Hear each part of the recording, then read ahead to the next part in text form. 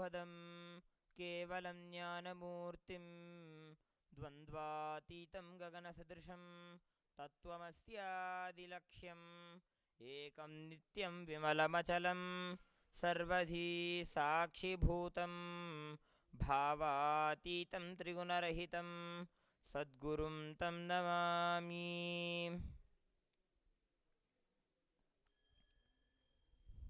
Nityanandam, we welcome all the devotees, disciples, and all the viewers who are with us witnessing today the Uttamottama Seva being offered at the feet of Sri Nityanandeshwari Parashakti Sameta Sri Nityanandeshwara Paramashiva. With with the grace of the Supreme Pontiff of Hinduism, Bhagavan Jagadguru, His Divine Holiness Sri Nityananda Paramashivam, will be celebrating and offering the Uttamottama Paksha Upachara Puja at the feet of Sri Nityanandeshwara Paramashiva. Uttamottama Seva is offering the best of what we have. The word Uttamottama in Sanskritam means the best of the best. In in the Shaivagamas, Paramashiva explains many levels of pujas,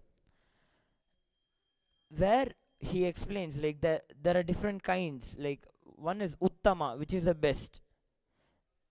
Then is Madhyama, which is the normal puja which is offered. Then is Adhama, which is the lower level of the puja being offered.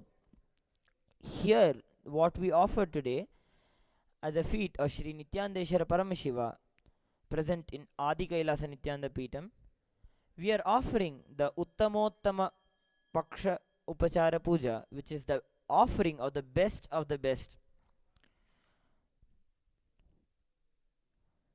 Paramashiva is the source of all the knowledge, all the beings, matter, energy, anything manifest or unmanifest.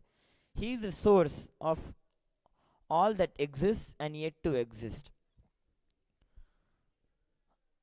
When we offer this Uttamottama Puja, Uttamottama Seva to Sri Nityanandeshwara Paramashiva, we connect in the space of oneness with Paramashiva, the ultimate, and getting established into that space of oneness with Paramashiva, we manifest the Shaktis of Paramashiva. Also, this very Kshetra being so auspicious that the very that Nityanandeshwara Paramashiva has manifested himself in the form of the Swayambhu Nityanandeshwara Linga, to whom this puja is going to be offered to. Also, in the Treta Yuga, Bhagavan Sri Ramachandra Prabhu had also offered worship to this very same Swayambhu Linga. So, remembering Paramashiva constantly and cherishing the space of oneness within us, let us now move into the space of let us now move into the Uttamottama Paksha Upachara Puja. Requesting all viewers, devotees, disciples to be in the space of receptiveness, to invoke the space of Paramashiva and enjoy the Uttamottama Seva being offered at the feet of Sri Nityanandeshwara Paramashiva. Thank you, Nityanandam.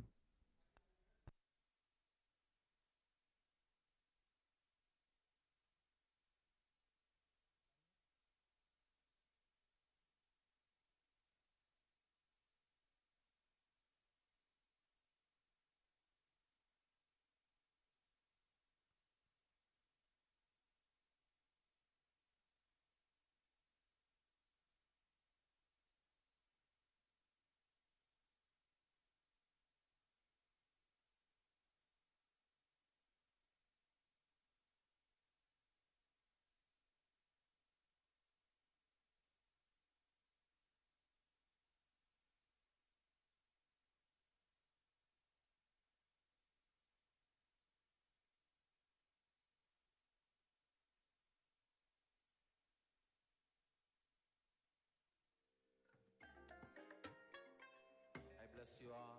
Let you all open all your three eyes and manifest the powers of Mahasadashiva. Om Nityananda Paramashivoham. Om Nityananda Paramashivoham. Om Nityananda Paramashivoham. Om Nityananda Paramashivoham. Om Nityananda Paramashivoham. Om Nityananda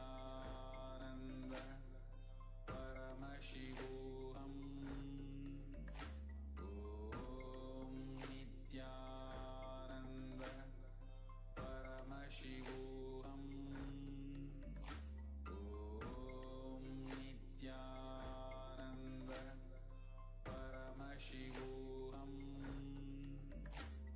Om Nityananda Paramashivoham. Om Nityananda Paramashivoham. Om Nityananda Paramashivoham. Om Nityananda Paramashivoham. Om Nityananda Paramashivoham. Shri गुरुभ्यो नमः। हरि ओम।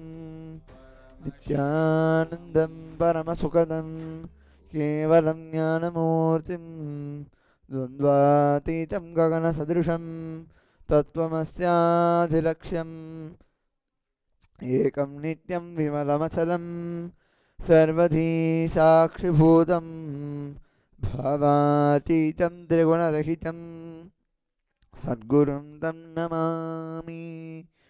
नित्यानन्देश्वर परमशिवसमारम्भां नित्यानन्देश्वरी पराशक्तिमध्यमाम् अस्मदाचार्यपर्यन्तां वन्दे गुरुपरम्परां। ललाटे त्रिपुण्ड्रे निरकृतकस्तूरीतिलकः स्फुरन्मालाधारस्फुरितकटिकौपीनवसनः दधानो दुस्तारं शिरसि फणिराजं शशिकलां प्रदीपः सर्वेषाम् अरुणगिरियोगी विजयते। ॐ गणानां त्वा गणपतिगुं हवामहे कविं कवीनामुपमश्रवस्तमं ज्येष्ठराजं ब्रह्मणां ब्रह्मणस्पद आनश्रण्वन् ऊतिभिः सीदसादनम्। ॐ श्रीमहागणपतये नमः। ॐ व्योमव्यापिने व्योमरूपाय सर्वव्यापिने शिवाय अनन्ताय अनाथाय अनाश्रिताय ध्रुवाय शाश्वताय योगपीठसंस्थिताय नित्ययोगिने ध्यानाहाराय ॐ नमः शिवाय सर्वप्रभवे शिवाय ईशानमूर्धाय तत्पुरुषवक्त्राय अघोरहृदयाय वामदेवगुह्याय सद्योजातमूर्तये ॐ नमो नमः। गुह्यातिगुह्याय गोप्त्रे अनिधनाय सर्वयोगाधिकृताय सर्वविद्याधिपाय ज्योतिरूपाय परमेश्वरपराय अचेतन अचेतन व्योमिन् व्योमिन् व्यापिन् व्यापिन् अरूपिन् अरूपिन् प्रथम प्रथम तेजस्तेजः ज्योतिर्ज्योतिः अरूप अनग्नि अधूम अभस्म अनादि नाना नाना धूधू धूधू ॐ भूः ॐ भुवः ॐ स्वः अनिधन निधन निधनोद्भव शिव सर्व परमात्मन्ये महेश्वर महादेव सद्भावेश्वर महातेजः योगाधिपते मुञ्च मुञ्च प्रथम प्रथम सर्व सर्व भव भव भवोद्भव सर्वभूतसुखप्रद सर्वसान्निध्यकर ब्रह्म विष्णुरुद्रपर अनच्चिदानच्चिद असंस्तुता संस्तुता पूर्वस्थित पूर्वस्थित साक्षि साक्षी तुरु तुरु पतंग पतंग पिंग पिंग ज्ञान ज्ञान शब्द शब्द सूक्ष्म सूक्ष्म शिव सर्व सर्वदा ओम नमः शिवाय ओम नमो नमः शिवाय नमो नमो ओम ओम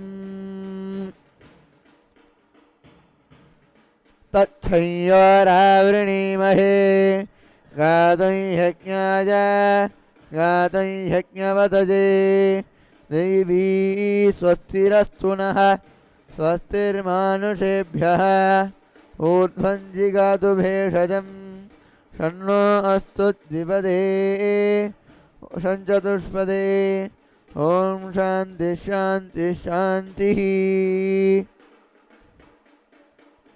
ॐ सहस्रशीर्षा पुरुषः सहस्राक्षः सहस्रपात् स भूमिं विश्वतो भृत्वा अत्यतिष्ठद्दशाङ्गुलं पुरुष एवेदग्ं सर्वं यद्भूतं यच्च भव्यं उतामृतत्वस्येषाणः यदन्नेनातिरोहति एतावानस्य महिमा अथो ज्यायागुष्यपूरुषः पादोऽस्य विश्वाभूतानि त्रिपादस्यामृतं दिवि त्रिपादोर्ध्वौदैर्पुरुषः पादोऽस्येह भवात् पुनः ततो विश्वं व्यक्रामते शासनानशने अभि तस्मात् विराट जायत विराजो अधिपुरुषः स जातो अत्यरिच्यत पश्चाद्भूमिमथो पुरः यत्पुरुषेण हविषा देवा यज्ञमतन्वत वसन्तो अस्यासीदाज्यं ग्रीष्मजिह्मः शरद्धविः सप्तास्यासन् परिधयः त्रिसप्तः समिधः कृताः देवायज्ञं तन्वानाः अबध्नन् पुरुषं पशुं तैयज्ञं बर्हिषि प्रोक्षन् पुरुषं जातमग्रतः तेन देवा अजदन्त साध्यार्षजस्तजे तस्माद्यज्ञात्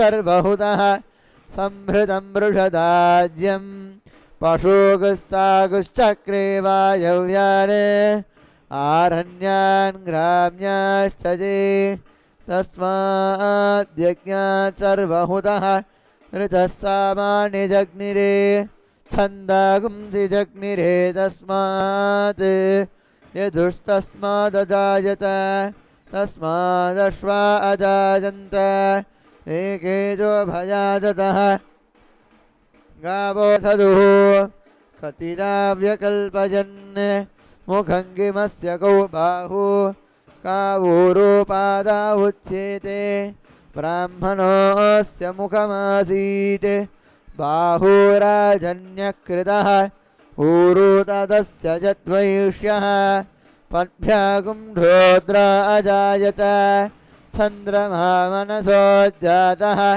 चक्षुः सूर्यो अजायत मुखादिन्द्रश्चाग्निश्च प्राणाद्वायुरजायत नाभ्य आसीदन्तरिक्षं शीर्ष्णोद्यो समवर्तत पद्भ्यां भूमिर्दिशः श्रोत्रात् हरिः ओम् ॐ दशाङ्गं गोकुलोपेतं सुगन्धिं सुमनोहरम् आग्रेय सर्वदेवानां धूपोऽयं प्रतिगृह्यताम्। श्रीनित्यानन्देश्वरी पराशक्ति समेत श्रीनित्यानन्देश्वर परमशिवाय नमः। धूपमाघ्रापयामि।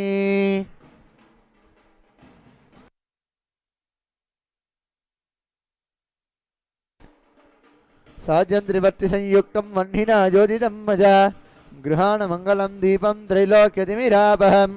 श्रीनित्यानन्देश्वरी पराशक्ति समेत श्रीनित्यानन्देश्वर परमशिवाय नमः। दीपं दर्शयामि।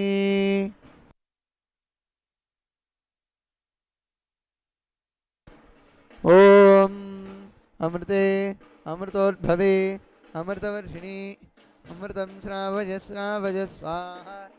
श्रीनित्यानन्देश्वरी पराशक्ति समेत श्रीनित्यानन्देश्वर परमशिवाय नमः। नैवेद्यं निवेदयामि।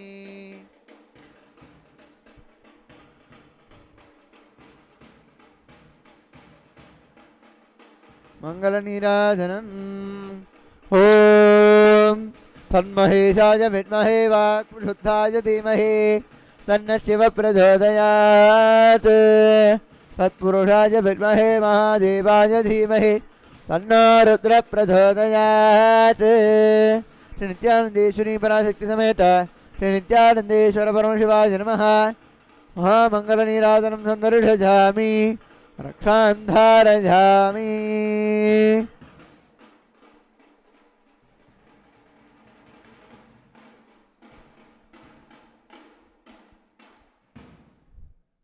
ॐ भद्रं कर्णेभिः शृणुयामदेवाः भद्रं पश्येमाक्षभिर्यजत्राः स्थिरैरङ्गैस्तुष्टुवागुंसंस्तनूभिः व्यसेम देवहितं यदायुः।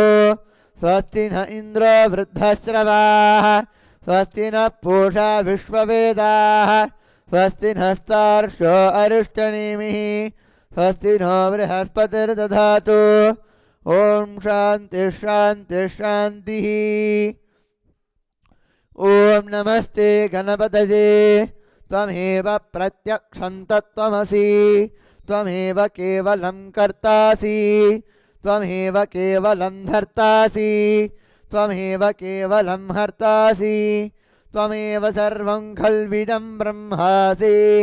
त्वं साक्षादात्मासि नित्यं ऋतं वच्मि सत्यं वच्मि अवत्वं माम् अवभक्तारम् अवश्रोतारम् अवदातारम् अवधातारम् अवानोतानमवशिष्यम् अवपश्चात्तात् अवपुरस्तात् अवोत्तरात्तात्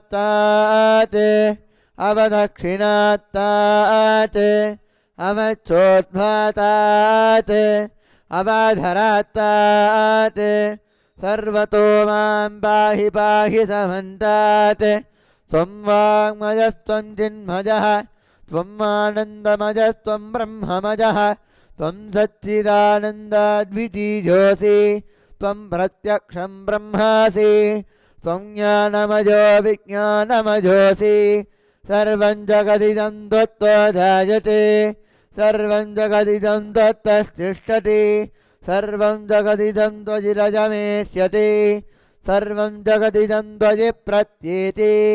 त्वं भूमिरापो नलो निलो नभः त्वं चत्वारि वाक्पदानि त्वं गुणत्रयातीतः त्वम् अवस्थात्रयातीतः त्वं देहत्रयातीतः त्वं कालत्रयातीतः त्वं मूलाधारस्थितोऽसि नित्यं त्वं शक्तित्रयात्मकः त्वां योगिनो ध्यायन्ति नित्यं त्वं ब्रह्मा त्वं विष्णुस्त्वं रुद्रस्त्वमिन्द्रस्त्वमग्निस्त्वं वायुस्त्वं सूर्यस्त्वं चन्द्रमास्त्वं ब्रह्मभूर्भुवस्सुवरो गणादिं पूर्वमुच्चार्य वर्णादीं सदनन्तरम् अनुस्वारः परतरः अर्धेन्दुलसितं तारेण रुद्धम् एतत्तव मनस्वरूपं गकारः पूर्वरूपम् अकारो मध्यमरूपम् अनुस्वारश्चान्त्यरूपं बिन्दुरुत्तररूपं नादस्सन्धानं सगंहिता सन्धिः सैषा गणेशविद्या गणकऋषिः निद्रिद्गायत्री छन्दः गणपतिर्देवता ॐ गणपतये नमः एकदन्ताय विद्महे वक्रतुण्डाय धीमहि तन्नो दन्ति प्रचोदयात् एकदन्तं चतुर्हस्तं पाशमङ्कुशधारिणं रथं च वरदं हस्तैर्बिभ्राणं मूषकध्वजं रक्तं लम्बोधरं शूर्पकर्णकं रक्तमाससं रक्तगन्धानुलिप्ताङ्गं रक्तपुष्पे सुपूजितं भक्तानुकम्पिनं देवं जगत्कारणमच्युतम् आविर्भूतं च सृष्ट्यादो प्रकृते पुरुषात् परम् एवं ध्यायति यो नित्यं स योगी योगिनां वरः नमो प्रातपतये नमो गणपतये नमः प्रमथपतये नमस्ते अस्तु लम्बोदराय एकदन्ताय विघ्नविनाशिने शिवसुताय वरदमूर्तये नमः ॐ प्रातरग्निं प्रातरिन्द्रगं हवामहे प्रातर्मित्रावरुणा प्रातरश्विना प्रातर्भगं पूषणं ब्रह्मणस्पतिं प्रातः सोममुतरुद्रगुंहुवेम प्रातर्जितं भगमुग्रगुंहुवेम वजं पुत्रमधितेर्यो विधर्ता आद्रश्चिद्यं मन्यमानस्तुरश्चिद्राजा चिद्यं भगं भक्षीत्या भगप्रणेतर्भगसत्यराधो भगेमां दियमुदवदन्नः भगप्रणोदनजगोभिरश्वैर्भगप्रणृभिर्नृवन्तस्याम हुतेदानीं मघवन्तस्यामोतप्रपितुं देवानागुं सुमतोऽस्याम भगजेव भगवागुम् अस्तु देवास्तेन वयं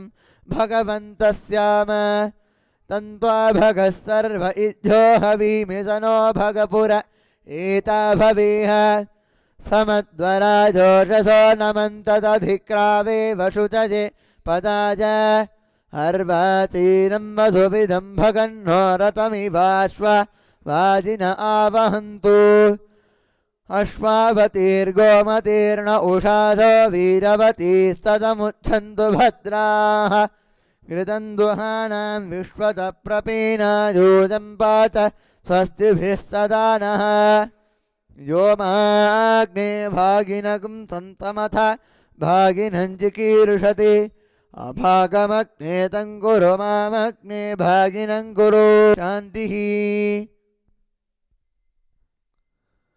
ॐ सर्वस्यात्ये सर्वस्य जित्ये सर्वमेव तेनाप्नोति सर्वं जयति तन्महेशाय विद्महे वाक्प्रशुद्धाय धीमहि तन्नः शिवः प्रचोदयात्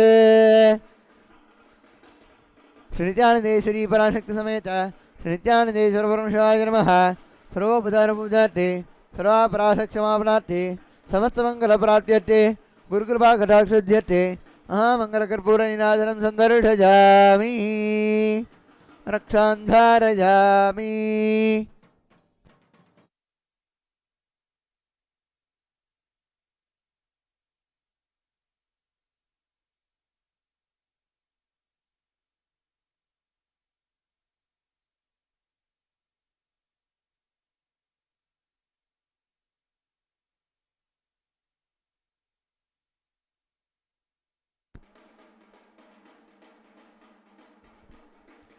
ॐ दक्षय्यारावृणीमहे गातुं यज्ञाय गातुं यज्ञपतये देवी स्वस्तिरस्तु नः स्वस्तिर्मानुषेभ्यः ऊर्ध्वं जिगातु भेषजं षण्णो अस्तु द्विपदे सञ्चतुष्पदे ॐ शान्तिः शान्तिः शान्तिः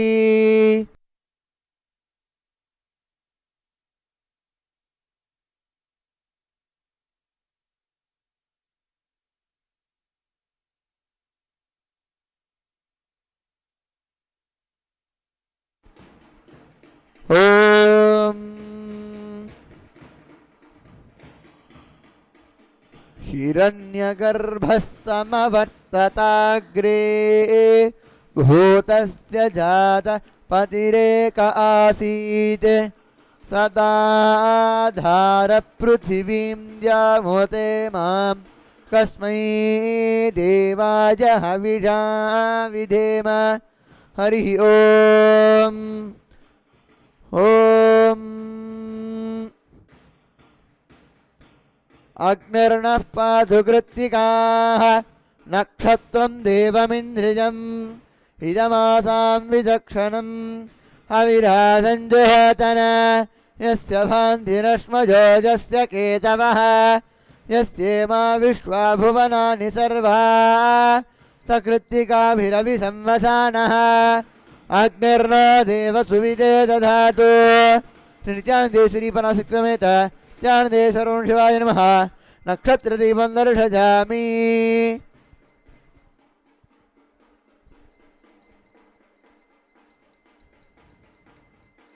ॐ सहस्रशीर्षा पुरुषः सहस्राक्षः सहस्रपात् स भूमिं विश्वतो वृत्वा अत्यतिष्ठदशाङ्गुलं पुरुषजेवेदकं सर्वं यद्भूतं यच्च भव्यम् उतामृतत्वस्येषाणः यदन्नेनातिरोहति एतावानस्य महिमा अधो जायागश्च पूरुषः पादोऽस्य विश्वाभूतानि त्रिपादस्यामृतं दिवि त्रिपादोर्ध्वोदे पुरुषः पादोऽस्येह भवात् पुनः तथो विष्णु व्यक्रामत् शासनानशने अभि तस्मात् विराड जायत विराजो अधिपुरुषः स जातो अत्यरिच्यत पश्चात् भूमिमठो पुरः यत्पुरुषेण हविषा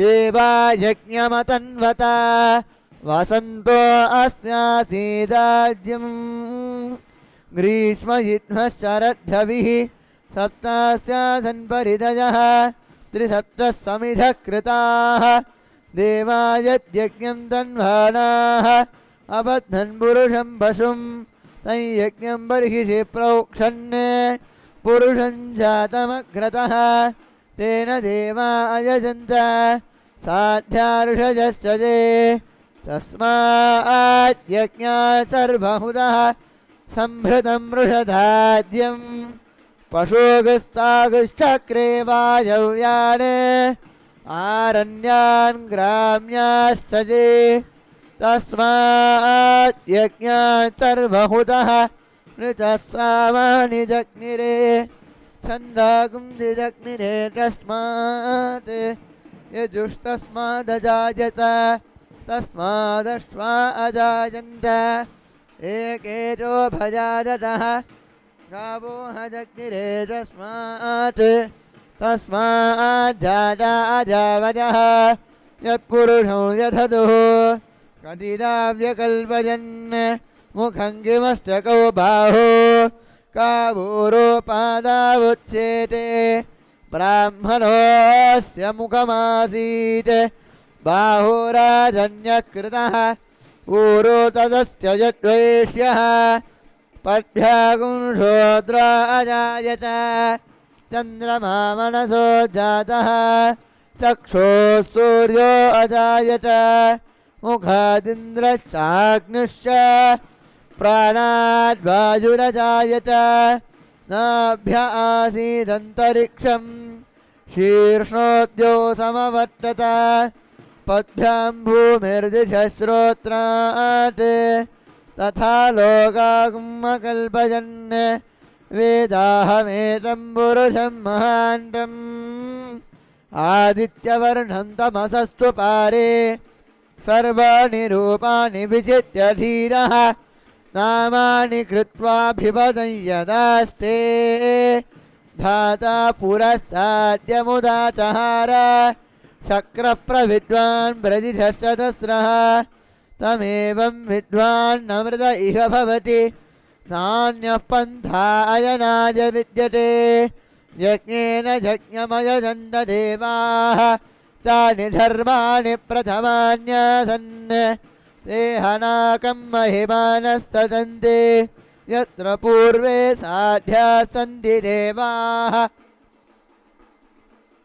अभ्यः सम्भूतपृथिव्येन साश्च विश्वकर्मणः समवर्तताधि तस्य त्वष्टा विदधद्रूपमेति तत्पुरुषस्य विश्वमादानमग्रे वेदाहमेतं पुरुषं महान्तम् आदित्यवर्णं तमसः परस्तात् तमेवं विद्वान्नमृत इह भवति नान्यः पन्था विद्यते जनार्य प्रजापतिः शरति गर्भे अन्तः अजायमानो बहुधा विजायते तस्य धीरा परिजानन्ति योनिं मरीचीनां पदमिच्छन्ति वेदसः यो देवेभ्य आतपति यो देवानां पुरोहितः पूर्वो यो देवेभ्यो जातः नमो ऋताय ब्राह्मणे ऋतं ब्राह्मं जनयन्तः देवा अग्रे तदब्रुवन् यस्त्वैवं ब्राह्मणो विद्यात् तस्य देवा असन्वठे ह्रीश्चते लक्ष्मीश्च पत्न्योः अहोरात्रे पार्श्वे नक्षत्राणि ध्रुवम् अश्विनौ व्याप्तम् इष्टं मनिषाण अमुं मनिषाण सर्वं मनिषाण सहस्राणि सहस्रशोजे रुद्रा अधिभूम्यां तेषागु सहस्रजोधने वधन्वानि जन्मसि अस्मिन् महत्यर्णवेऽन्तरिक्षे भवाधि नीलग्रीवाश्चितिकण्ठा सर्वा अधः क्षमाचराः नीलग्रीवास्थितिकण्ठादिवगुं रुद्रा उपश्रिताः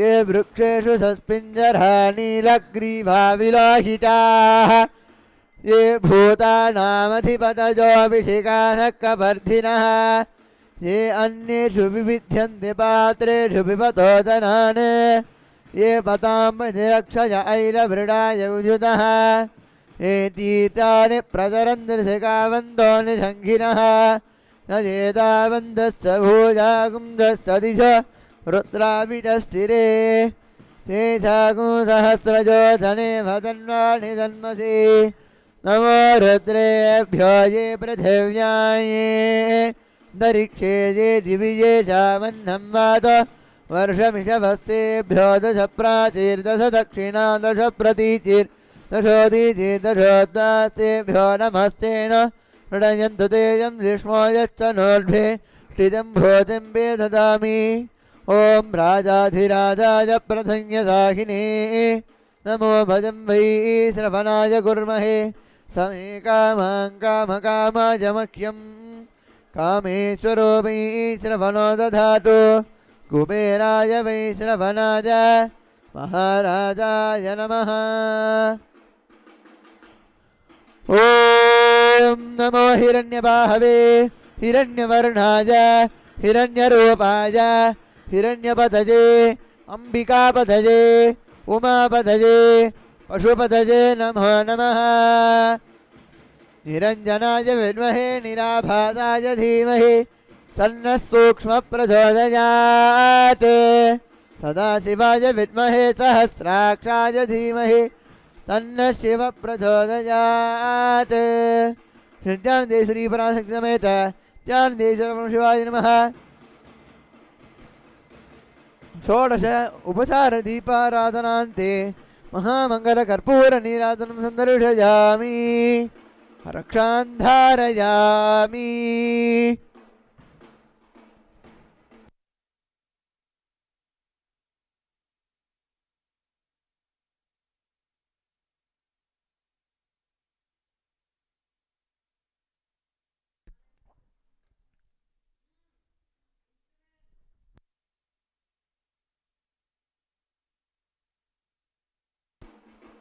ॐ शाक्तेनानेन सकलः विघ्नेजो निष्कलः शिवः क्षित्यादिकुटिला प्रान्त मन्त्रसिंहासनस्थितं शुद्धस्फटिकसङ्काशं द्वात्रिंशल्लक्षणान्वितं पद्मासनस्थं पञ्चास्यं प्रतिभक्त्रन्द्रुलोचनं दृक्कृजेच्छा विशालाक्षं ज्ञानचन्द्रतलाधरम् ॐ अघोरेभ्यो दघोरेभ्यो घोरघोरतरेभ्यः सर्वेभ्यः सर्वशर्वेभ्यो नमस्ते अस्तु रुद्ररूपेभ्यः श्रीनित्यानन्देश्वरी पराशक्तिसमेत नित्यानन्देश्वर परमशिवाय नमः धूपमाघ्रापयामि ॐ उद्दीप्य स्वजातवेदोपघ्निर्निर्वृतं मम पशुगोत्तमत्यमावह जीवनं सदिशो दिश मानसिकं धीर्जातवेदो कामश्वं पुरुषं जगते अभिप्रदग्न आगहि श्रिया महापरिपादय श्रीनित्यानन्देश्वरी पराशक्तिसमेत श्रीनित्यानन्देश्वर परमशिवाय नमः दीपं दर्शयामि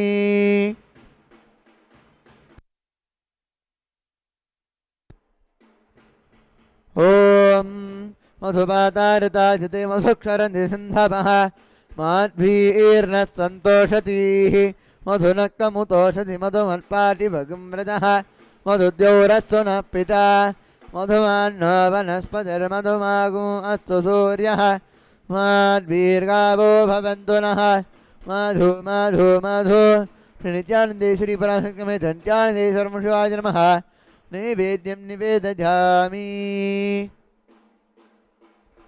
ॐ सोमो वा एतस्य राज्यमाधत्ते यो राजा सन्राज्यो वा सोमेन यजते देवसुवामेतानि हवीगुंसि भवन्ति यजेतावन्तो वै देवानागो सवाः तदेवास्मै सवान् प्रयच्छन्ति तदेनं पुनः सुमन्ते राज्याय देवसो राजा भवति नित्यानन्देश्वरी पराशक्तिसमेत नित्यानन्देश्वर शिवाय नमः महामङ्गलकर्पूरनीराजनं सन्दर्शयामि रक्षां धारयामि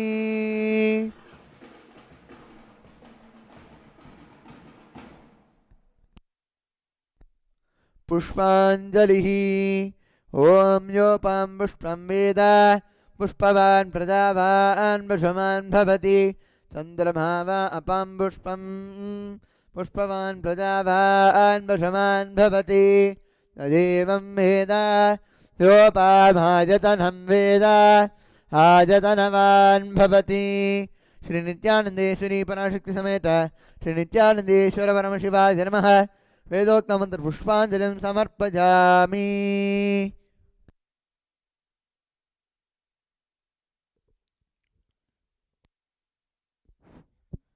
The next offering to be offered at the feet of Shri Nityandeshwari Parashakti Sameta Shri Nityandeshwara Paramashiva is the offering of the Chaturvedam, the hymns from the Rigveda, Yajurveda, Samaveda and the Atharvana Veda. देवदेवोत्तम देवता सार्वभौम अखिलांड कोटि ब्रह्मांड नायक श्री नित्यानंदेश्वरी पराशक्ति समेत श्री नित्यानंदेश्वर परमशिव चतुर्वेद प्रिय चतुर्वेदम अवधारय हरि ओम अग्निमीले पुरोहितं यज्ञस्य देवं ऋत्विजं होतारं रत्नधातमं हरि ओम ईशेतो जेत्वा पाजवस्तो भाजवस्तदेवो वत्सविता प्रार्पजश्रेष्ठतमाय कर्मणे हरि ओम आज्ञ आजाहि वीतजे गृणानो हव्यधातजे निहोता सत्सि भर्इषि हरि ओम शन्नो देवीरहिष्टयमापो भवन्तु पीतजे संयोरभिस्रवन्तु नः हरि ओम. The next offering to to be offered at the feet of Sri Nityandeshwari Parashakti Sameta Sri Nityandeshwara Paramashiva is the offering of the Samagana, the hymns from the Samaveda. Devadevottama Devata Sarvabhauma Akhilanda Koti Brahmanda Nayaka Sri Nityanandeshwari Parashakti Sameta Sri Nityanandeshwara Paramashiva Samagana Priya Samaganam Avadharaya. एतत् सामगायन्नास्ते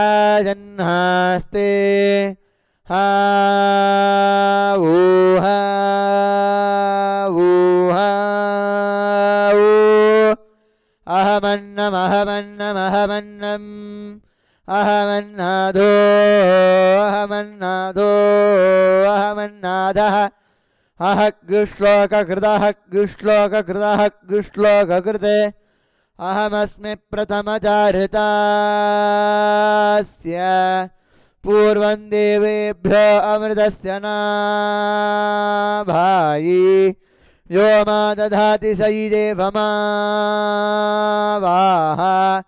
अहमन्नमन्नमदन्तमात्मि अहं विश्वं भुवनमभ्यभवां सुवर्णज्योतिः हरिः ओम्.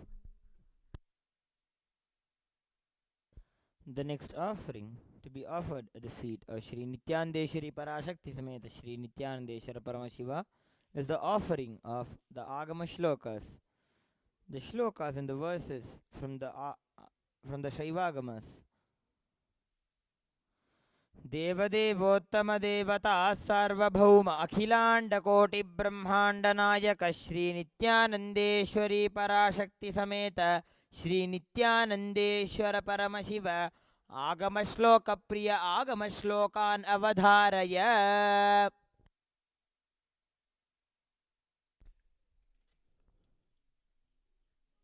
ॐ कैलासदक्षिणे शृङ्गे नानाश्चर्यसमन्विते प्रवृद्धवटवृक्षोत्त छायाच्छन्नेति विस्तृते व्याघ्रचर्मपरिधाने पीठे रत्नोपशोभिते देवदानवगन्धर्व सिद्धविद्याधरादिभिः सेव्यमानं महादेवं श्रीकण्ठं विश्वनायकम्.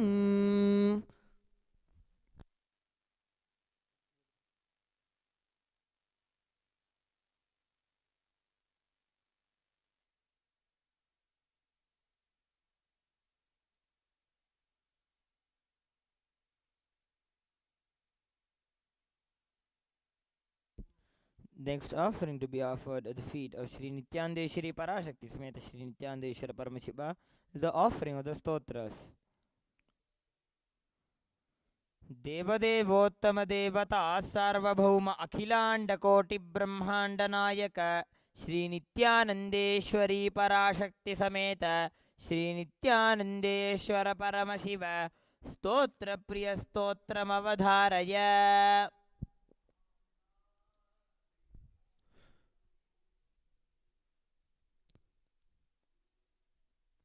ओंकारबिन्दुसंयुक्तं नित्यं ध्यायन्ति योगिनः कामदं मोक्षदं चैव ओंकाराय नमो नमः.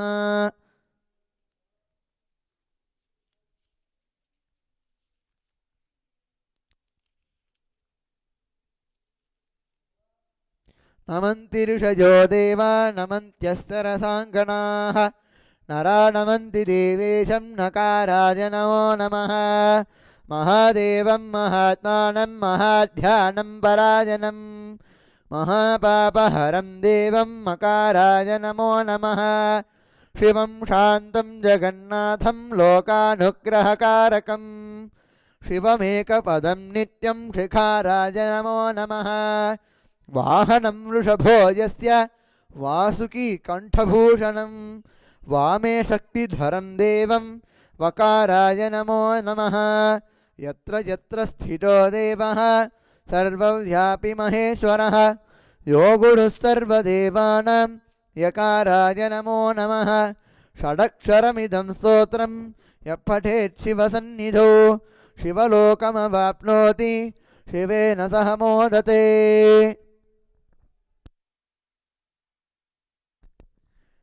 श्रीनाथादिगुरुक्रमैकौ सुलभम् श्रीराजराजेश्वरम् श्रीचक्राकृतिशोणशैलवपुषम् श्रीषोडशार्णात्मकम् श्रीषोडादिषडध्वसौधसदनम् ब्रह्माण्डकोट्योद्वतः क्रीडन्तं श्रुतिवागगोचरपदम् सेवे परं दैवतम् एकाकारसमस्तलोकजनकम् हेमाद्रिबाणासनम्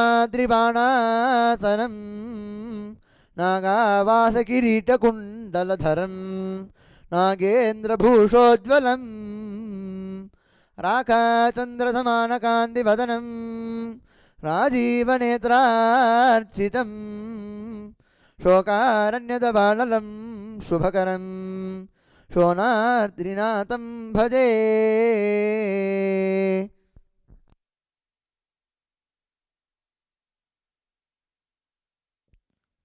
The next offering to be offered at the feet of Shri Nityandeshwari Parashakti Sameta Shri Nityandeshwara Paramashiva is the offering of the Dravida Vedam. देवदेवोत्तम देवता सार्वभौम अखिलांड कोटि ब्रह्मांड नायक श्री नित्यानंदेश्वरी पराशक्ति समेत श्री नित्यानंदेश्वर परमशिव द्राविड वेद प्रिय द्राविड वेदम अवधारय திருச்சிற்றம்பலம்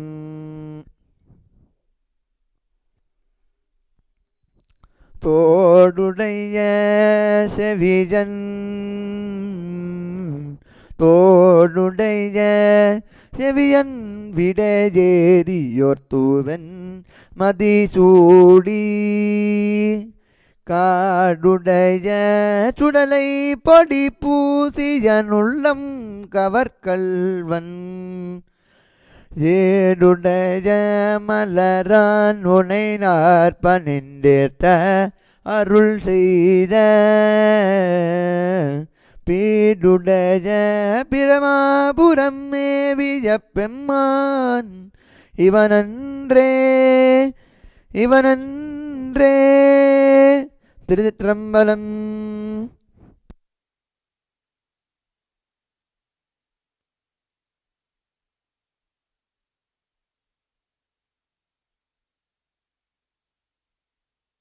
The next offering to be offered at the feet of Shri Nityandeshwari Parashakti Sameta Shri Nityandeshwara Paramashiva is the offering of Sangeeta Seva. देवदेवोत्तम देवता सर्वभौम अखिलांड कोटि ब्रह्मांड नायक श्री नित्यानंदेश्वरी पराशक्ति समेत श्री नित्यानंदेश्वर परमशिव संगीत प्रिय संगीतम अवधारय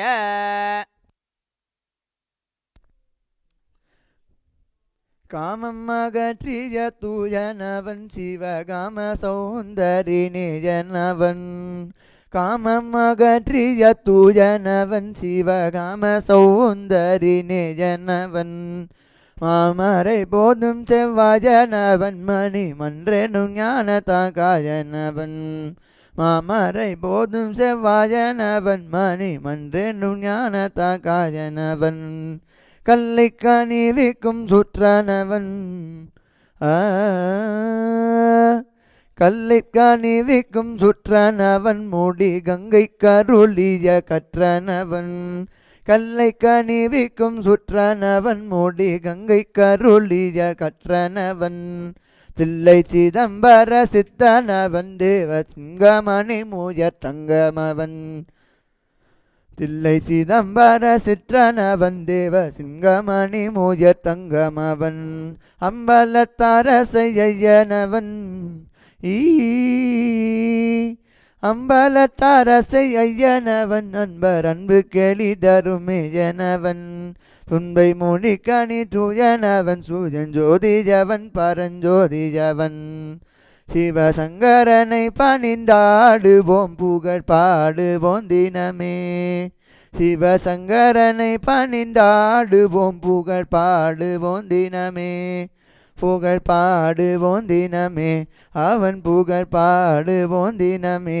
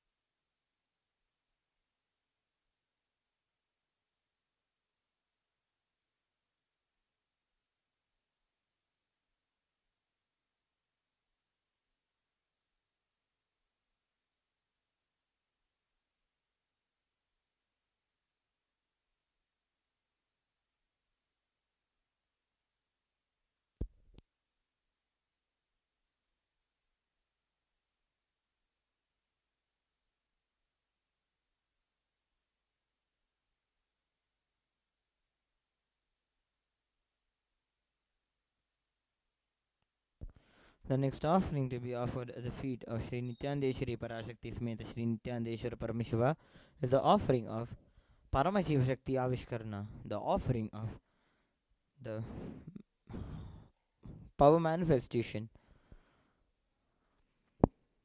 देवदेवोत्तम देवता सर्वभौम अखिलांड कोटि ब्रह्मांड नायक श्री नित्यानंदेश्वरी पराशक्ति समेत श्री नित्यानंदेश्वर परमशिव परमशिव शक्ति आविष्करण प्रिय परमशिव शक्ति आविष्करणम अवधारय नित्यानन्दं परमसुखदं केवलं ज्ञानमूर्तिं द्वन्द्वातीतं गहनसदृशं तत्त्वमस्याधिलक्ष्यम् एकं नित्यं विमलमचलं सर्वदी साक्षिभूतं भावातीतं त्रिगुणरहितं सद्गुरुं तं Namami.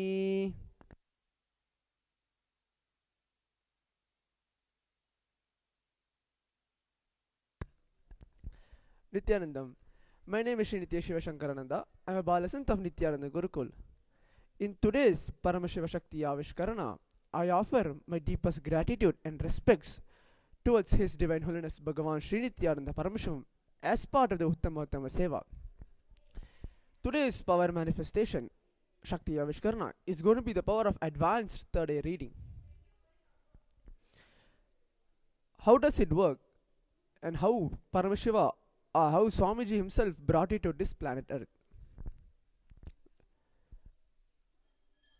It starts from Vedas and Agamas.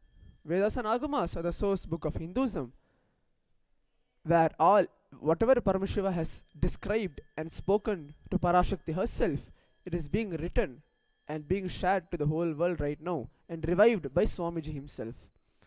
Vedas are the pure science, Agamas are the applied science.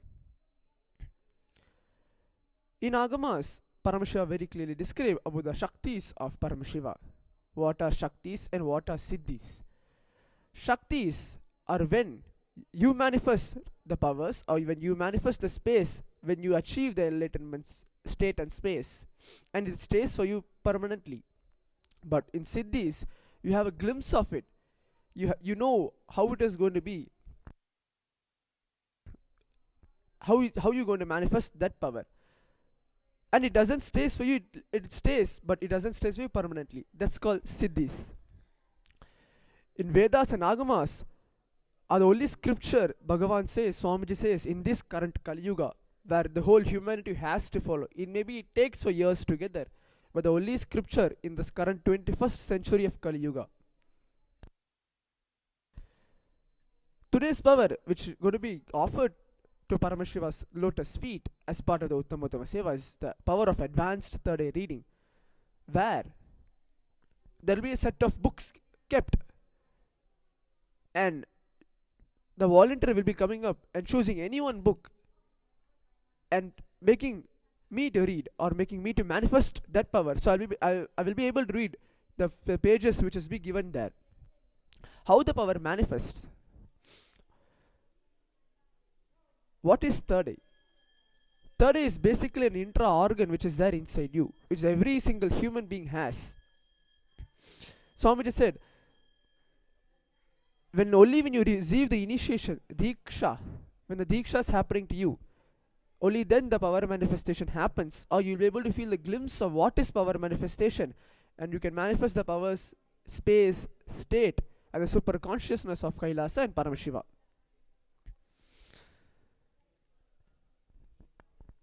So when this power manifests, our non-mechanical parts of our brains get awakened. When the power of third eye is manifesting, the non-mechanical parts of our brain gets awakened, and we will get into the super conscious breakthrough from our conscious breakthrough. So let me tell in the layman terms. Swamiji said, every single person who has head has third eye. Every single person who is born Hindu, even though they are not initiated, they have third eye. But only thing they have to have is a realization that they have something inside them that they can manifest. That is not only that they only have to only eat, sleep, and just go on doing what their routine is. They have something else which is extraordinary inside them to do. That's what Swamiji is there. His Divine Holiness Bhagavan Sri Nityananda Paramashivam is here to revive the whole sense. There is something else which is there within each one of you that you guys can raise up to have the superconscious breakthrough. Swamiji always tells, for every single thing, he refers to the Agamas, he refers to Vedas and Agamas, where Paramashiva himself described how we're supposed to live our day-to-day life and how we're supposed to manifest powers. Third eye is not only you closing your eyes and you read it. You read something which is given to you, or you play with your third eye, or you watch a movie with your third eye. It's not as simple as that. Swamiji said, third eye can be as, you can use as simple as when you are in the traffic, when you are stuck in the car and you are in the traffic, you need to, you are very urgently want to go to your office, but you don't know, it is taking time for the traffic red light to become a green signal. So as simple as that, you can see through your third eye, change the signal from red signal to green signal and just move on. So in every single thing, every single aspect of your life, you can use third eye. It can be in your exams, it can be either your office work, it can be in your health, wealth, anywhere. Getting back to the point, Swamiji always refers to Vedas and Agamas and how Paramashiva describes third eye is there in Agamas. And he is very clear, Swamiji is very clear that he is not here to prove that he is God. He is here to prove that all of us are God. When he has already had his enlightenment experience at the tender age of 12, he wants to transmit the same energy, the same experience to all of us and making us experience the superconscious breakthrough. Shastra Pramana. What is Shastra Pramana? Shastra Pramana is a scriptural evidence, a scriptural proof where Paramashiva, Sadashiva, Mahadeva himself, who tells about the power of third eye in the Vijnana Bhairava Tantra, Dharana 8, Sutra 35. There is a shloka, verse behind the whole power manifestation of third eye. So let me chant the Shastra Pramana. Taya purya sumurdhantvam bhantva vrukshe pasetuna nirvikalpam manah kritva sarvodve sarvagodgamaha.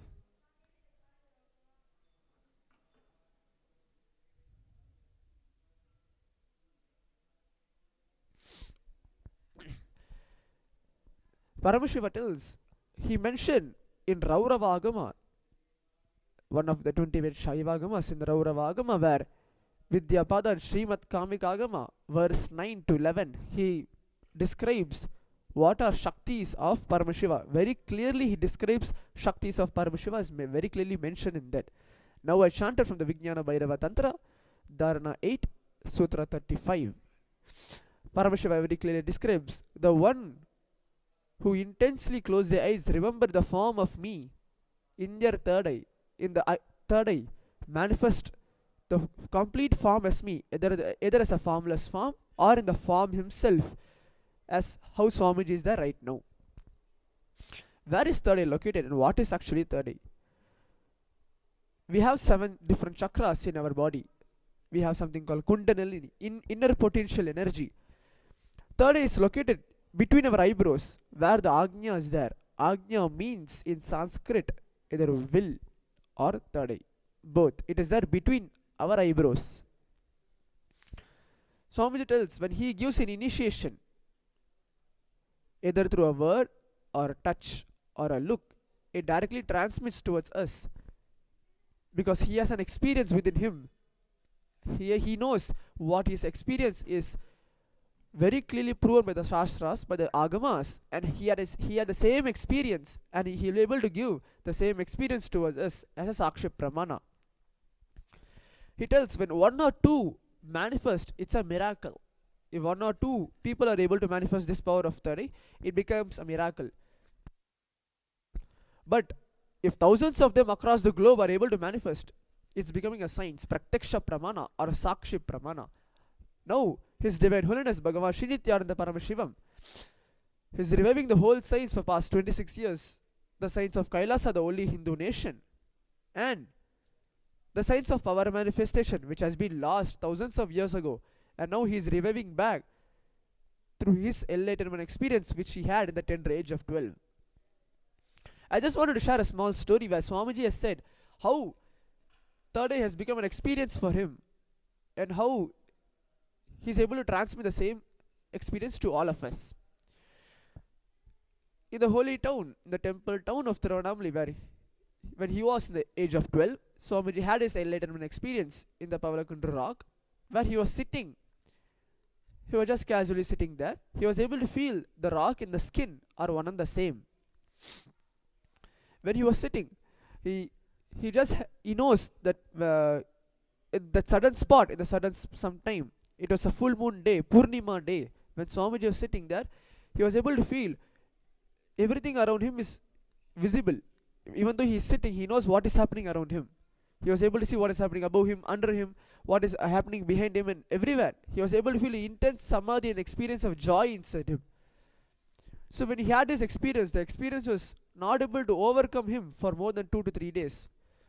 So he went down, and he came down. After having this experience, he came out and he mentioned to Mataji Koppamal, Vibhudananda Puri, that he had this experience of 360-degree vision, where he is able to sit in the same place. He was able to feel everything is one with him. He was not able to feel that the plants, the rock, the sky, the air, his own body, the cloth which he was wearing, everything is like something different. He was able to feel everything is him.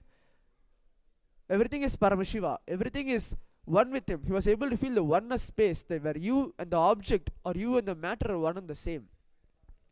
So when he had the same experience, he was able to see the 360-degree vision. He was able to see everywhere just by sitting in one posture. So in the same excitement, he was going on sharing to everybody. He was going on sharing to his friends, whoever was coming on to his way when he was going back to his home. He was sharing with everybody with the same excitement and joy.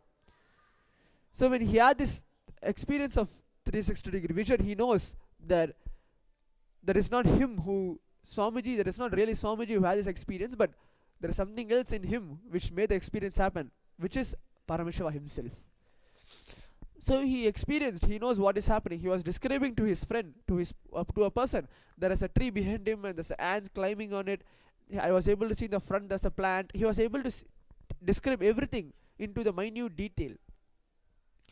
So this is one of the Swamiji's life experience when he was in the age of 12 in the temple town of Tiruvannamalai. He had an enlightenment experience where his Atma Pramana, his own experience, is being shared, where he has been, the whole experience has been verified by Shastra Pramana, the scriptural evidence from the Agamas, and now given as a Sakshi Pramana to all of us. So let me now get to the power. I will be chanting the Mahavakya of Om Nityananda Paramashivoham, getting into the space of oneness. Oneness, the living Advaita, living Shuddha Advaita, is when you get into the space of oneness, you know either you and the book, or you and the IBAN which you are going to be putting, or you and the person who is going to be projecting the word to you, or in the camera which you guys are seeing now, or you, and everything around you is one and the same. You don't feel that book is the book which is going to be projected is different, or Swamiji himself as an avatar is different from you as a disciple. You feel you are Paramashiva and he is also a Paramashiva. When you have the living Advaita Shuddha with the Saivam between you and him, the experience of oneness, you manifest the powers. Basic power which Swamiji tells that when you start manifesting, when you have the oneness space, is third eye. Reading with the eyes closed, reading with the eyes blindfolded. So today's power is going to be a little advanced, little more higher level. Let me describe to you in detail how the power will be manifesting today. So there will be a set of books kept in front of me. So I invite a volunteer to come forward.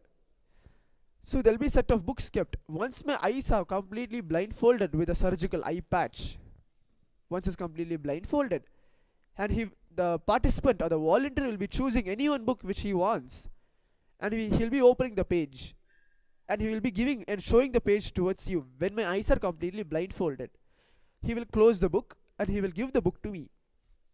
I will open the same page with my closed eyes blindfolded. Depends on how many pages he wants me to read. It can be even 10 pages he wants me to read, or it can be even 1 page. As minimum as 1 page to 10 page. Whatever the volunteer mentions, the number of pages which he wants me to read, I will be reading it through Swamiji's presence and through Swamiji's Mahavakya and his grace. So let us start with the power manifestation.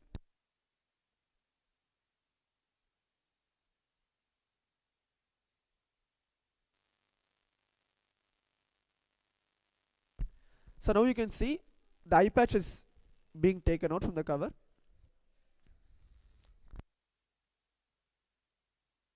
So this is the eye patch which is going to be put on my eyes.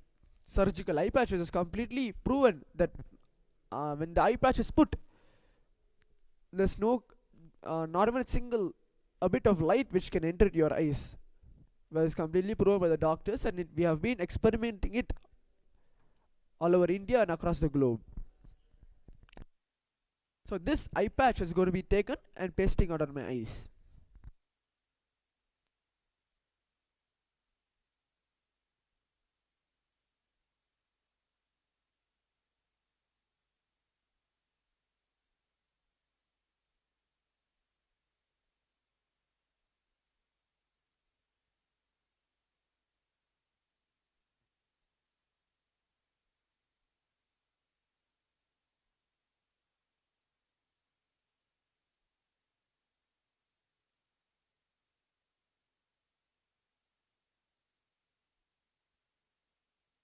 So now as you can see, the eye patch is being pasted. So there is, if you have noticed, there is no kind of restlessness inside me, or oh, my eyes are completely blindfolded, I'm not able to see anything. I know that Paramashiva himself will manifest this power when I'm connecting with Swamiji by chanting the Mahavakya of Om Nityananda Paramashiva Om, having the cognition that me, myself and Swamiji are one and the same during this power manifestation. So I invite the volunteer to choose any book he wants, which is being placed in front of me. There are 5 books. You can choose any book you want and show it towards the camera, telling the page number.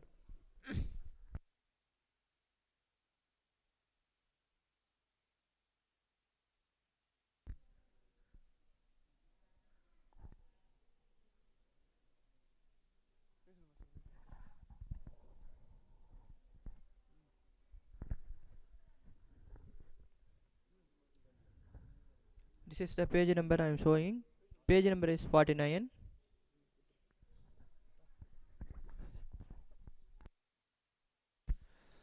So the page number is 49. Okay, let's got it. So he'll be you can see in the camera that the book is getting projected. Page number 49.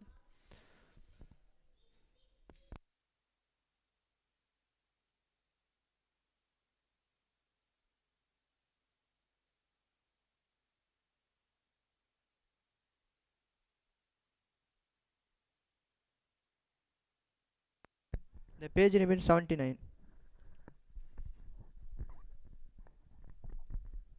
Okay, it is the page number is 79.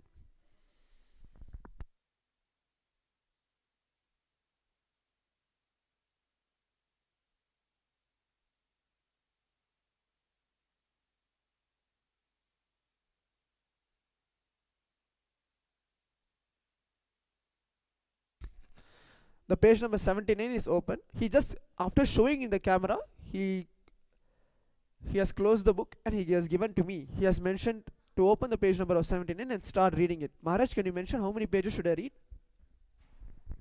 Read the off page.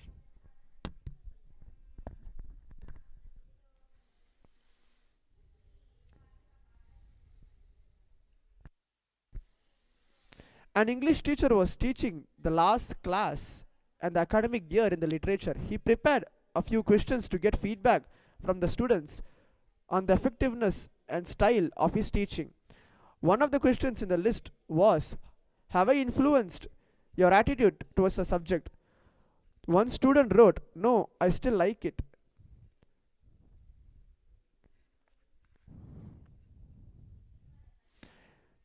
Many a time the answers we get in the response to our questions may not be unnecessarily be what we expect. We might be harboring a question with a certain expectation, about the answer, but the answer might just shake us completely. One such question is, who am I? Of all the questions we ask in our lives, this is perhaps the most important.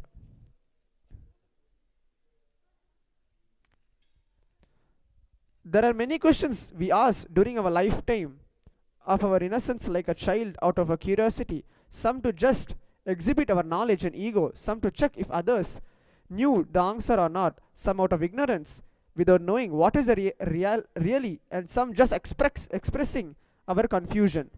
And it is written boldly in black in color, unless knowledge becomes our experience, it is only skin deep.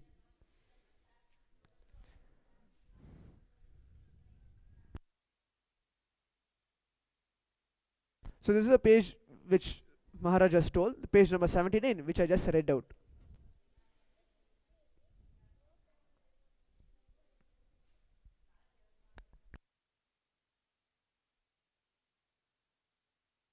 You can choose one more book. You can choose one more book.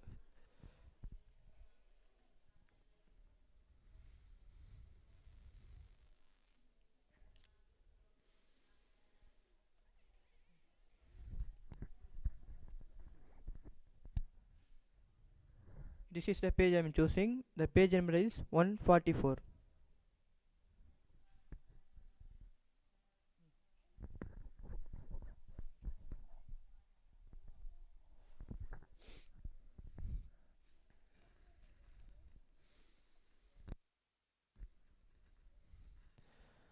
Follow me in, which can be lost. So you should be grateful that you have something to lose. Fear can't be lost. You see, fearlessness does not mean absence of fear. Fear and the charge to live with it, and this is all I got, fearlessness. Absence of fear will happen only in the graveyard. Fear cannot be completely absent in you. Question 1. How do I live connected to you in everything that I do?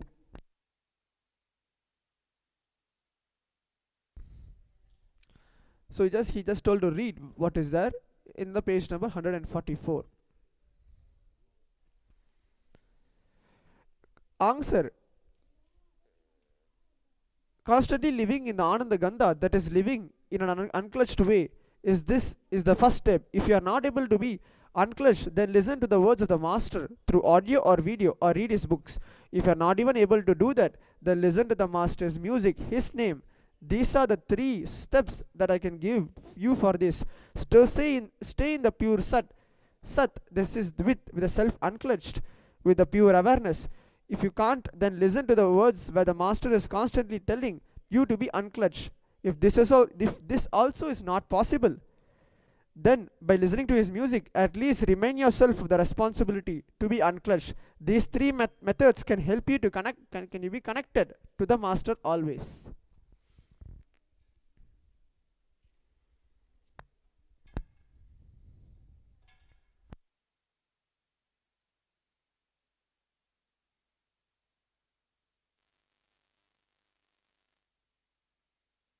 So this is the power which I just mentioned about the advanced third eye reading.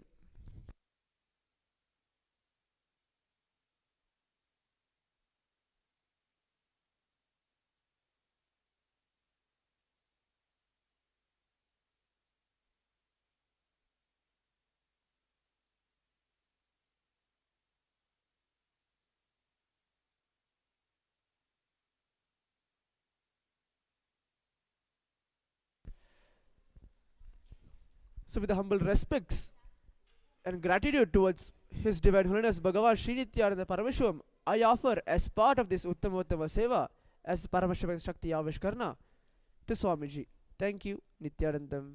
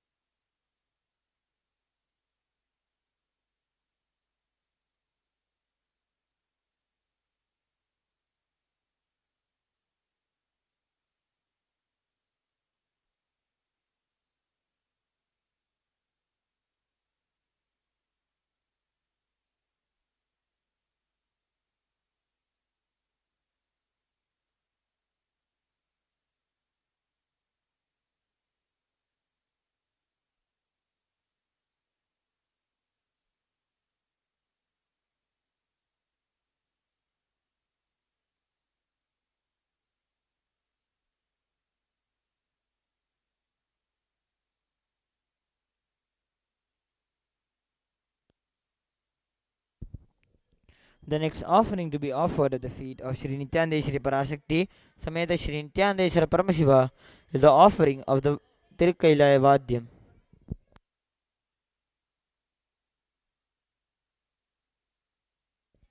देवदेवोत्तम देवता सार्वभौम अखिलांड कोटि ब्रह्मांड नायक श्री नित्यानंदेश्वरी पराशक्ति समेत श्री नित्यानंदेश्वर परमशिव वाद्य प्रिय वाद्यम अवधारय.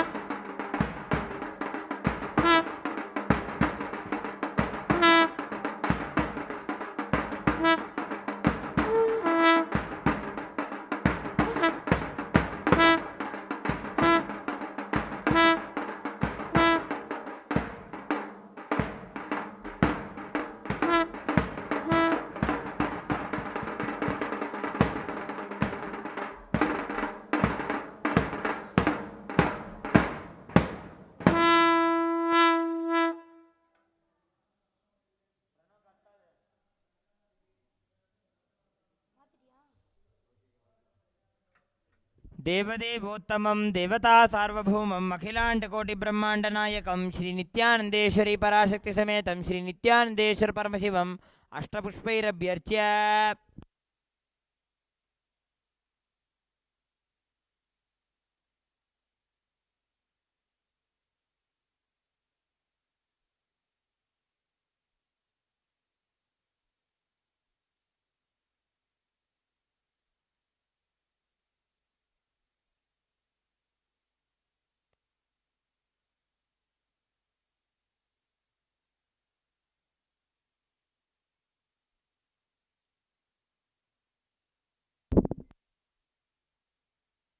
ॐ सर्वस्याप्त्यै सर्वस्य जित्यै सर्वमेव तेनाप्नोति सर्वं जयति न तत्र सूर्यो भाति न चन्द्रतारकं नेवा विद्युतो भाति कुतोऽयमग्निः तमेव भान्तमनुभाति सर्वं तस्य भासा सर्वमिदं विभाति।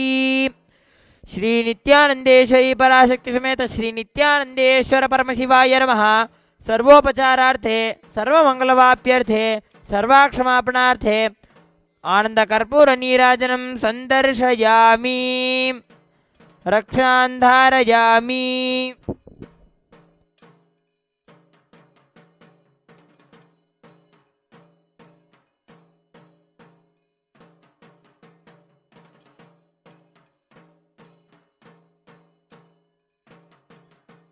ओम स्वस्ति प्रजाभ्यः परिपालयन्तां न्यायेन मार्गेण महिर्महिषाः गोब्राह्मणेभ्यः शुभमस्तु नित्यं लोकाः समस्ताः सुखिनो भवन्तु।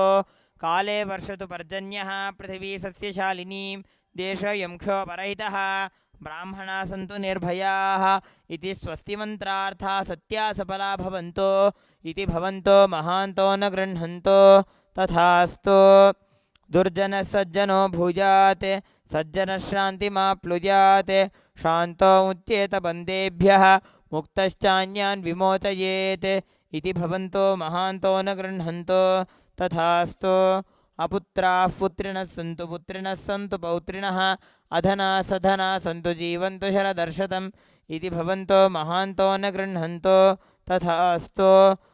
राजा धर्मपतिः प्रजासु चरिताः पूजाधना सज्जनाः षट्कर्मप्रवरा द्विजाः प्रतिदिनं विद्या अनवद्या सदा वाणी सन्निहिता चिरं कविमुखैः सानन्दमव्याकुलाः सर्वे सन्तु वैदिकधर्म अनुष्ठातारः सौजन्यसन्तोषिणः इति स्वस्तिमन्त्रार्थाः सत्या सफला भवन्तु इति भवन्तो महान्तो न गृह्णन्तु तथास्तु। येषां देवदेवानां महादेवानाम् अखिलाण्डकोटिब्रह्माण्डनायकानां सकलभूयिसृष्टिस्थितिसंहार तिरोभाव अनुग्रहाज्ञपञ्चकृत्यपरायणानाम् आदिमध्यान्तरहितानाम् अप्रमेयपराक्रमाणां तत्त्वार्थगोचराणां श्रीनित्यानन्देश्वरी पराशक्तिसमेत श्रीनित्यानन्देश्वर परमशिवस्वरूपाणां श्री आदिगुरु अरुणगिरि योगीश्वर स्वरूपानां श्री कालभैरव महाकाली स्वरूपानां श्री कैलासोन्नत द्वादशान्तश्यामला पीठारूढानां श्री मीनाक्षी सुंदरेश्वराभिन्न स्वरूपानां परशिवपुत्र रत्नकुमार गुरुमन्यतुल्यावतार श्री पार्वती स्तन्यपानलब्ध दिव्यज्ञान विश्रुत सकल निगमागमसारभूत द्राविड वेद प्रवक्तॄणां श्रीमत्परमशिवकरुणासमधिगत मुक्तामय चतुरश्रया नगीयमान छत्रचामर श्रीचिन्नगाहलादि समस्त बिरदावल्यलंकृत ज्ञान विज्ञान चक्रवर्तिनां सर्वजनसंग सद्यो निर्वाण दीक्षा व्यजापवर्गवर्ष विश्रानजीमूत परमतकलभकेसरी शैव सिद्धांत स्थापनाचार्याणां श्रीराजाधिराज पांड्य महाराज गुरूणां क्षपनशाक्याधिमहान्धकार निवारण ज्ञान भानूनां वीक्षणानर्हारदजोच्छेदनपूर्वक श्रीमद्वृषभध्वजस्थापकानां शैवसमयकर्तॄणां सर्वज्ञपीठारूढानां श्रीजगद्गुरो श्रीज्ञानसम्बन्धदेशिकस्वामि वागीशसुन्दरमाणिक्यवाचकस्वामिनाम् अवतारभूत श्रीज्ञानसम्बन्धस्वामि पुनरुद्धृत श्यामलापीठ सर्वज्ञपीठ त्रिनवद्युत्तरद्विशततम गुरुमहासन्निधानानां अरुणगिरियोगीश्वर परंपरागत अरुणाचल सर्वज्ञपीठ गुरु परंपरा प्राप्त कैलास परंपरागत कांची कैलास सर्वज्ञपीठ त्रयस्त्रिंशदुत्तरद्विशततम गुरु महासन्निधानानां नित्योत्सव नित्यमंगल नित्यकल्याण नित्यरचित कैलास परंपरागत आदि कैलास नित्यानंद पीठ महासंस्थान महासिंहासन पीठ कर्तॄणां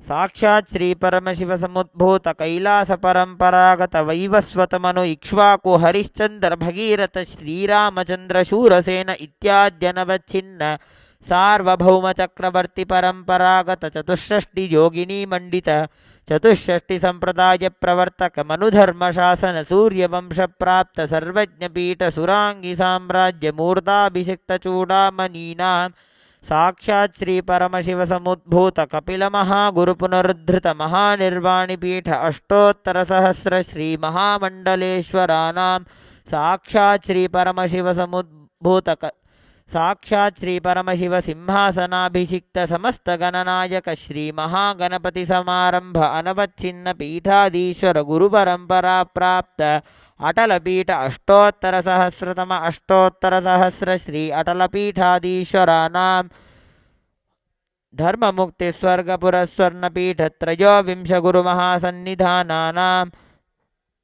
कैलास परंपरागत आदिपीठ सर्वज्ञ पीठ जगद्गुरूणां श्री कैलास पुनरुद्धारकानां श्री कैलास परमाचार्याणां श्रीलश्री भगवत् श्री नित्यानंद परमशिव श्री ज्ञान संबंध देशिक परमाचार्य स्वामिनां पादारविन्दयोः अचंचला भक्ति सिद्धिः समेषां सहकुटुम्बानां सकलैश्वर्य प्राप्तिः गुरुकृपा कटाक्ष सिद्धिः क्षेमस्थैर्य वीर्य विजय आयुरारोग्य ऐश्वर्यानाम् अभिवृद्धिः अरोगदृढगात्रता सिद्धिः आचन्द्रार्कवंशाभिवृद्धिः धर्मार्थकाममोक्ष चतुर्विध फलपुरुषार्थ सिद्धिः सर्वेषां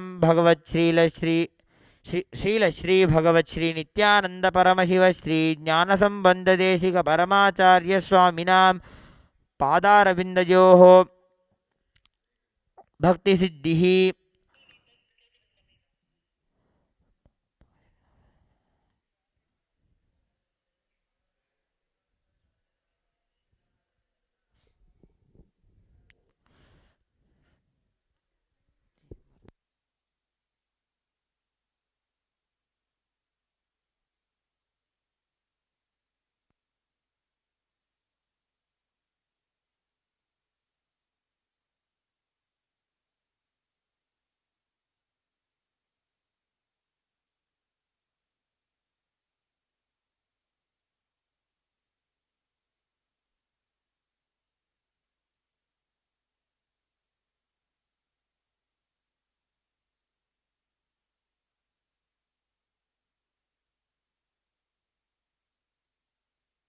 भगवत् श्री नित्यानंद परमशिव प्रसादेन सकुटुम्बस्य ज्ञानवैराग्य जीवन्मुक्तिप्राप्तिश्च भूयात् इति भवन्तो महान्तो न गृह्णन्तो तथास्तु सर्वे जनाः सुखिनः सन्तो तथास्तु समस्तसन्मङ्गलानि सन्तो तथास्तु सर्वत्र नित्यानन्दध्वजारोहणं भवतु तथास्तु सर्वेषां भगवत् श्रीलश्री भगवत् श्री नित्यानंद परमशिव श्री ज्ञान संबंध देशिक परमाचार्य स्वामिनां परिपूर्ण कृपा कटाक्ष सिद्धिः अस्तु तथास्तु अयं धर्मः उत्तरोत्तरम् अभिवृद्धिरस्तु तथास्तु सर्वं भगवत् श्री नित्यानंद परमशिव पादुकार्पणमस्तु ओम नित्यानंदं मंगलं कल्पवृक्षाय मंगलं ज्ञानदायिने सदाशिवाय श्रीनित्यानन्देश्वराय मङ्गलं मङ्गलं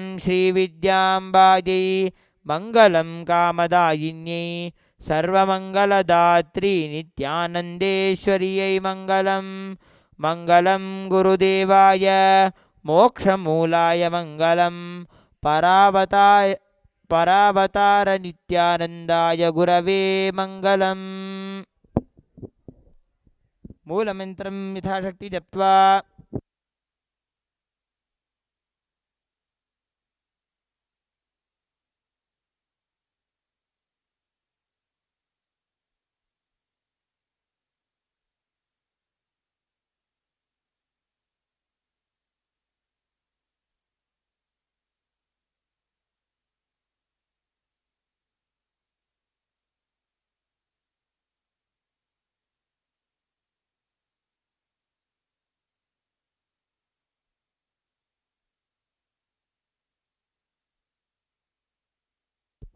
ॐ यत्किञ्चित् कर्म देवेषु सदा सुकृतदुष्कृतं तन्मे शिववदस्तस्य भुङ्क्षभयशङ्कर शिवो दाता शिवो भोक्ता शिवः सर्वमिदं जगते शिवो यजति सर्वत्र यः शिवः सोऽहमेव तु.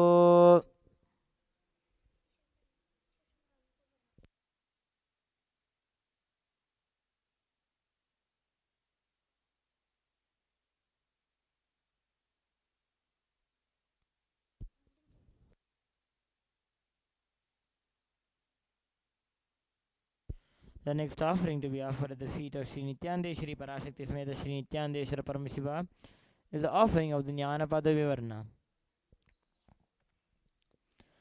देवदेवोत्तमदेवता सार्वभौम अखिलाण्डकोटिब्रह्माण्डनायक श्री नित्यानन्देश्वरी पराशक्ति समेत श्री नित्यानन्देश्वर परमशिव ज्ञानपादविवर्णप्रिय ज्ञानपादविवर्णमवधारय.